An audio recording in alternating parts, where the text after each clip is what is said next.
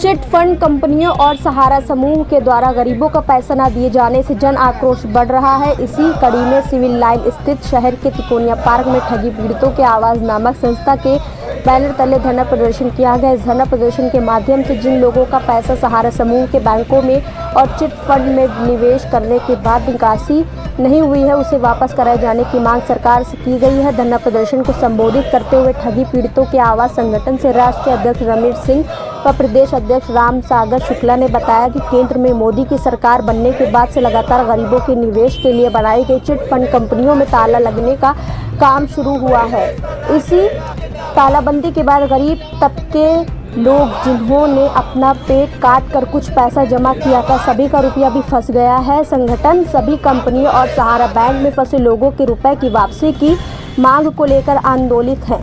उन्होंने सरकार से मांग की है कि उनकी फरियाद सुन गरीबों के पैसों को जल्द से जल्द दिलाए जाने की मांग की है। जैसा कि आप सभी लोग जान रहे हैं, पिछले 2014 से जब से माननीय मोदी जी की सरकार आई है या उससे पहले भी सहारा जैसी कंपनियों को जो बैन किया गया और सेबी को अथॉरिटी दी गई, सेबी के पास 24,000 करोड़ सहारा का भी है।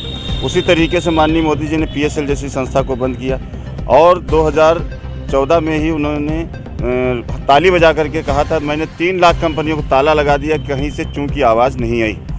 मुद्दा ये नहीं है कि 3 लाख कंपनियों को ताला लगाया गया। हम लोग ठगी पीड़ितों की आवाज़ के माध्यम से जो आज यहाँ पर अयोध्या में इकट्ठा हुए हैं, हम लोगों का मकसद है सिर्फ उन चिट फंड कंपनियों में, रियल एस्टेट कंपनियों में जो भी गाढ़ी कमाई का निवेशकों का पैसा डूबा हुआ है, उसे सरकार दिलाने का काम करे और सेबी के माध्यम से पीएसएल का है, सहारा का है, जो पैसा जमा हुआ है उसको दिलाने का काम करे। हम लोगों का मकसद सिर्फ है ठगी पीड़ितों की आवाज़ के माध्यम से देश के उन 42 करोड़ पीड़ितों का जो दर्द है माननीय मोदी जी समझें। उनकी आवाज़ को 42 करोड़ पीड़ितों ने भी उनके मन की बात को सुना है। आज वक्त आ गया है, ये पीड़ित निवेशक अपने मन की बात उन तक पहुंचाना चाह रहे हैं। आपको देखिए सर, सहारा सी रहे नहीं रहे, लेकिन ना उनकी कहीं संपत्ति चली गई है ना पैसा चला गया है। आज की डेट में देखा जाए, सहारा इंडिया जैसी कंपनी का 25,000 करोड़ रुपया सेबी के पास है, जिसमें 5,000 करोड़ रुपया रिलीज़ कराया गया सीआरसी के माध्यम से। कुछ लोगों को 10,000 रुपया दिया गया, लेकिन ये भी एक झुंझुना थमा दिया गया है और वो भी देखा जाए पूरी तरह से खरे नहीं उतरे हैं। बल्कि हमारा जो मूल उद्देश्य है, जिस कानून को बना करके माननीय प्रधानमंत्री मोदी जी ने 3 लाख कंपनियां बंद करवाई थी, कानून का नाम था वर्ष 2019, यानी the binding of unregulated deposit scheme act 2019, जिसको बना करके हिंदुस्तान की 3 लाख कंपनियां बंद करवाई थी। इसी को भुगतान गारंटी कानून भी कहा जाता है। इसी के तहत इन्होंने इस कानून को बनाया। बनाने के बाद में देखा जाए 12 नवंबर सन 2021 को उत्तर प्रदेश में विधानसभा से कानून पास हुआ।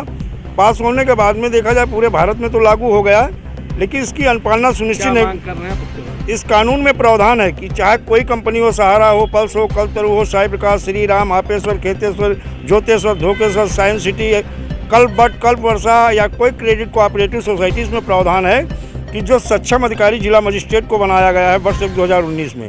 पीआईडी एक्ट 2016 में अपर जिला मजिस्ट्रेट वित्त राजस्व को बनाया गया है।